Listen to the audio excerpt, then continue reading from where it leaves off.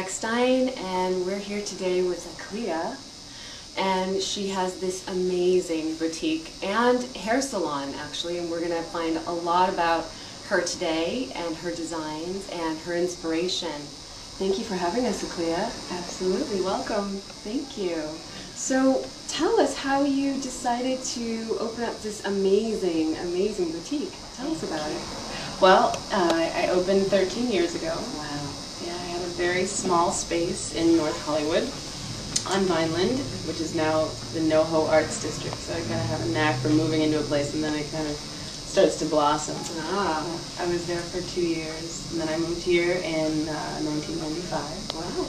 Yeah, and fortunately there was Chandara, the restaurant next door that's been here for 30 years, and then Theater of Note was just to the north of me, and we had our own kind of little vibration going. You know, people would come and eat and shop and go and see the theater and what have you, and that was it. Wow. So now Hollywood is really starting to thrive. It's growing. Yeah, they opened a Borders on the corner 2 blocks away, and they opened Amoeba. movie theaters and Amoeba, and then all the restaurants and bars, and now there's a whole shopping thing across the street. So now I'm right in the middle. Yeah. That's right. That's right. Yeah. So do you get a lot of walk-in traffic? I do. Yeah, a lot more than I used to when I was in North Hollywood. So I mean, it's been enough to sustain me over years. But now you're appointment only? No, just 2 days a week. I'm appointment only, and Got the rest it. of the time we have regular hours. Got it. 12 noon to 8 p.m. Wow. Wednesday through Saturday. There you have it. And it's December, so it's perfect for your holiday shopping, for all of your holiday needs. Yes. You've got wonderful, wonderful items here. I know that you're famous for your beautiful jewelry, and so how did you get into making and creating such beautiful pieces? Well, I started designing jewelry while working on the set of a TV show back in the 80s. I don't want to date myself too badly. No. Yes, I was a wee child, Yes. knee-high to a grasshopper back then. But I was working on the set of A Different World. And I worked on it for about 4 seasons, which was probably about 3 years. And there's so much downtime, so much hurry up and wait time. So I was always crafty and just kind of doing things and creating. And I was making jewelry at that time, making my own beads. And the costume designer, Mel Grayson, who was on the show, you know, back, I guess probably from, I don't know, he may have been there from the beginning, but he really took an interest in what I was doing and started buying my jewelry and putting it on the actors. Wow. And then the actors would buy the jewelry for themselves and as gifts, and it's kind of, it really grew from there. I wound up having some jewelry in the film Titanic, which is probably one of the most recognizable. I did not know this. Yeah. Learning. Yeah. And it's actually still a mystery to me how it wound up on that movie, because at that time I knew virtually all my clients, and my 2 best girlfriends went to see the movie and they were like, oh my god, you have to go see Titanic with me if you saw your jewelry. So these are the necklaces I designed. Wow. I'll bang you. And they're all one-of-a-kind pieces. Like I said, I use components from Central Asia, North Africa, India, and you can, you know, all these things are kind of combined into each piece.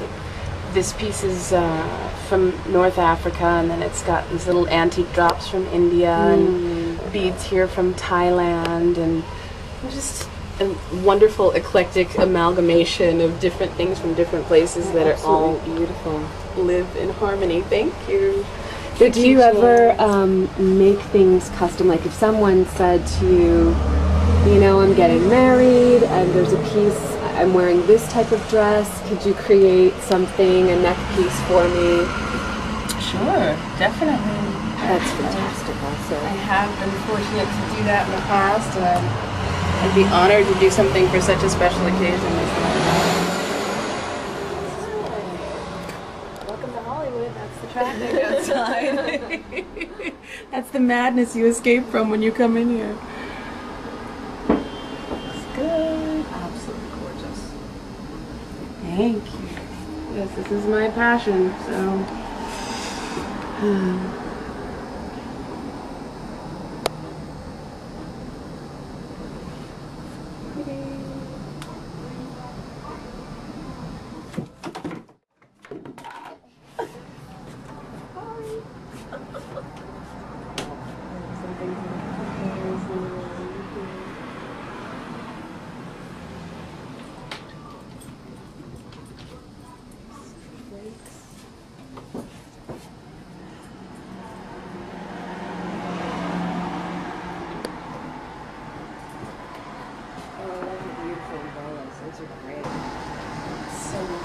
Gloria Stewart, who played Old Rose, Yes. the character Old Rose, wore two of my at least two of my necklaces and a pair of earrings. That is wonderful. Yeah. That is wonderful. Very recognizable. And, I just created a clientele within the industry, just kind of always being on the fringes of the entertainment industry, lots of writers, actors, directors, and those folks really were my loyal, consistent customers for many years, and so here I am. And others too. It's funny because I go running on Tuesdays and Thursdays, and this morning my running partner, I told her I was meeting with you today. She said, I have to show you my jewelry collection because almost every piece I have is Aklia's. You're kidding. I'm not. So I was lovely like, wow. Angel of Tracy mercy. Kelly. Yes. And I was admiring some earrings that she was wearing at dinner a few weeks ago, and they were yours, and a necklace, and it was yours, and so I was like, wow, this is pretty fantastic. That is great. Like I said, there was a time when I knew all my clients, and her name isn't familiar. Maybe I would recognize her if I saw her. She's got that kind of a collection, but it's so funny. I really kind of clearly almost remember that transition from knowing everyone who had my work and knowing which pieces were where, and then slowly it's like, new people I didn't know started coming and shopping, and then it was kind of fanning out all over the place, and people were saying, everybody recognizes your jewelry. People always come up to me and say, oh, that's an Aklia, that's an Aklia, and it's great. I mean, it just inspires me to keep creating. Of course. There's fun. But how does it feel, though, in being an artist? Because that is, you're creating this artwork, and then to see someone all of a sudden appear and they're wearing your baby, That's kind of, It's amazing, yeah.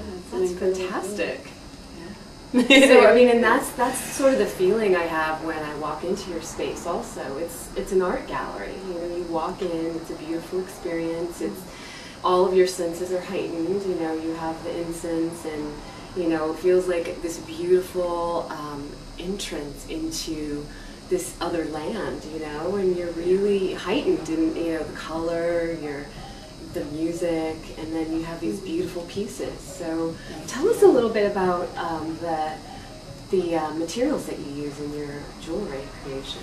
I use found objects and semi-precious stones. The found objects I use are tribal or tribally inspired from India, North Africa, West Africa, Central Asia, Thailand, Indonesia.